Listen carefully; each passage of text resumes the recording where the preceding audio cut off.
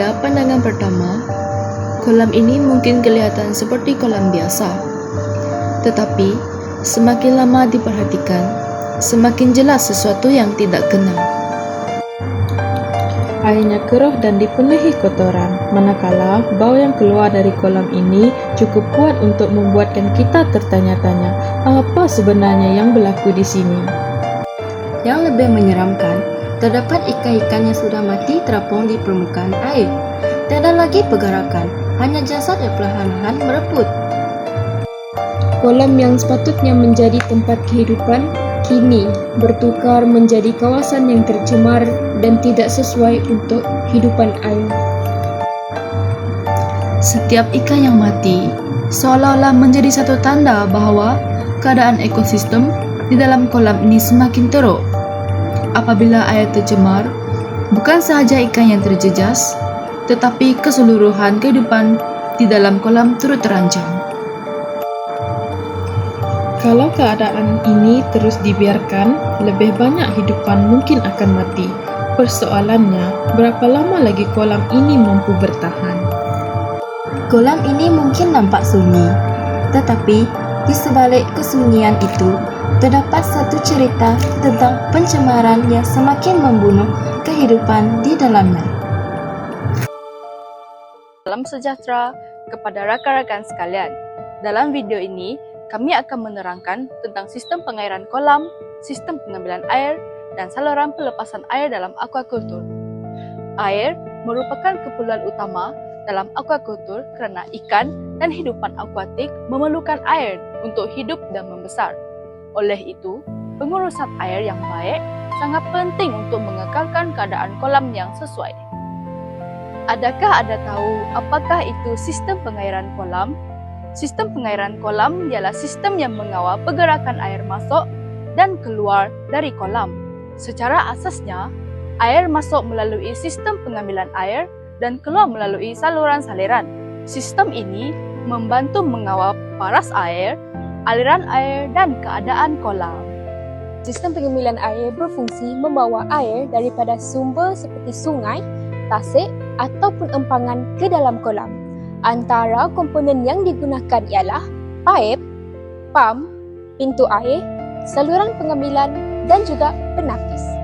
Pis atau skrin membantu menghalang sampah, daun, ikan liar dan juga organisma yang tidak dikehendaki daripada memasuki kolam.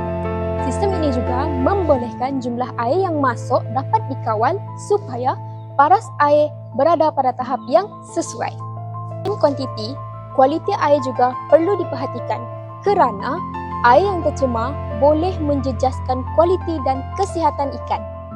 Oleh itu, sistem pengambilan air perlu diperiksa dan dibersihkan secara berkala supaya tidak tersumbat.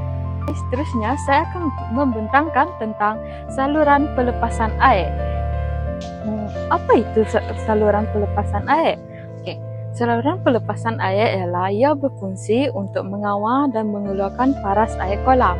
Contohnya, paras air kolam terlalu tinggi, lebihan air boleh dialihkan keluar untuk mengurangkan risiko limpahan dan kerosakan pada kolam.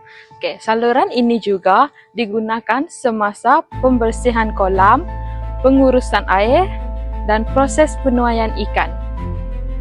Akhir sekali adalah penyelenggaraan dan kesimpulan. Untuk memastikan sistem ini berfungsi dengan baik, penyelenggaraan perlu dilakukan secara berkala. Antaranya ialah membersihkan sampah, lumpur dan tumbuh-tumbuhan serta memeriksa paip, pintu air, penapis, saluran daripada kerosakan dan kebocoran. Pengurusan air yang baik membantu mengekalkan paras air, melancarkan aliran air dan menyediakan persekitaran yang sesuai untuk kehidupan akuatik. Kesimpulannya, pengurusan dan penyelenggaraan yang baik dapat menjadikan pengurusan kolam aquaculture lebih cepat dan berkesan. Daripada keadaan kolam ini, kita boleh nampak yang penjagaan kolam memang sangat penting. Bila kolam dibiarkan kotor dan dipenuhi daun, keadaan air pun boleh terjejas. Jadi, Kebersihan kolam perlu sentiasa dijaga supaya ikan dapat hidup dalam keadaan yang lebih baik.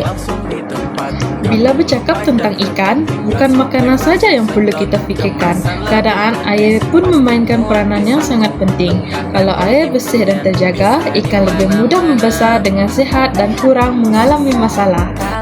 Daun-daun yang jatuh mungkin nampak macam perkara kecil, tapi kalau dibiarkan terlalu lama, ia boleh menyebabkan air menjadi kotor dan berbau. Sebab itu, pembersihan kolam perlu dilakukan dari semasa ke semasa supaya keadaan air sentiasa terkawal. Selain membersihkan kolam, kita juga perlu memastikan pam, paip dan penapis berfungsi dengan baik. Kalau ada masalah pada sistem air, ia boleh memberi kesan kepada keseluruhan kolam. Jadi, pemeriksaan secara berkala memang sangat penting. Daripada apa yang kita lihat, satu perkara yang jelas ialah penjagaan kolam sangat berkaitan dengan kualiti ikan. Kalau kolam bersih, air terjaga dan sistem berfungsi dengan baik, ikan pun akan lebih sihat dan berkualiti. Jadi, jangan tunggu kolam bermasalah baru hendak menjaganya. Dari tanah kosong sampai ikan berenang. Jom tengok video seterusnya. Jom.